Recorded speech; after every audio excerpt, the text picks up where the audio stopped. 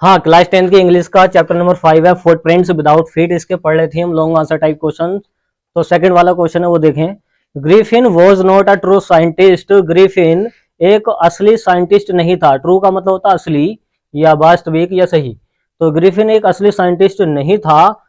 As ही misused, क्योंकि उसने गलत इस्तेमाल किया था।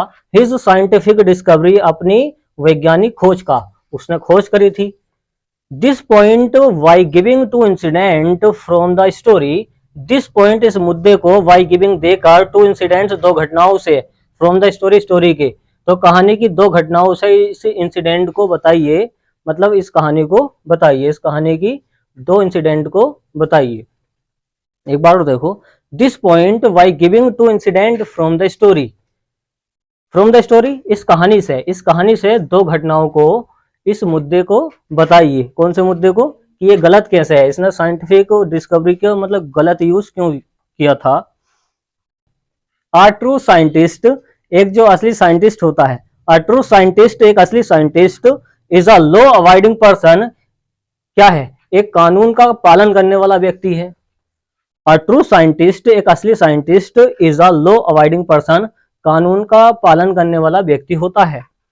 अ साइंटिस्ट, एक जो वैज्ञानिक है, इज ऑल्सो कॉल्ड, एक वैज्ञानिक को कहा जाता है, इस ऑल्सो कॉल्ड, उसको कहा जाता है, क्या कहा जाता है? अ नेचुरल फिलोसफर, एक प्राकृतिक ज्ञानी उसको कहा जाता है। Griffin was not a true scientist, Griffin एक असली साइंटिस्ट नहीं था। एज, क्योंकि, ही डिड नॉट यूज, उसने इस्तेमाल नहीं किया था, हिज डिस्कवरी, अपनी खोज को, उसने अपनी खोज को इस्तेमाल नहीं किया था अच्छे के लिए, क्योंकि how to make a human being invisible, कि एक ह्यूमन बीइंग, एक इंसान को गायब कैसे बनाया जाता है। फॉर गुड यूजेस, अच्छी चीजों के लिए, अगर वो अच्छी चीजों के लिए इसको गायब करने के लिए कोशिश करता तो वो सही कहलाता, क्योंकि वो बुरे काम करता है गायब होके।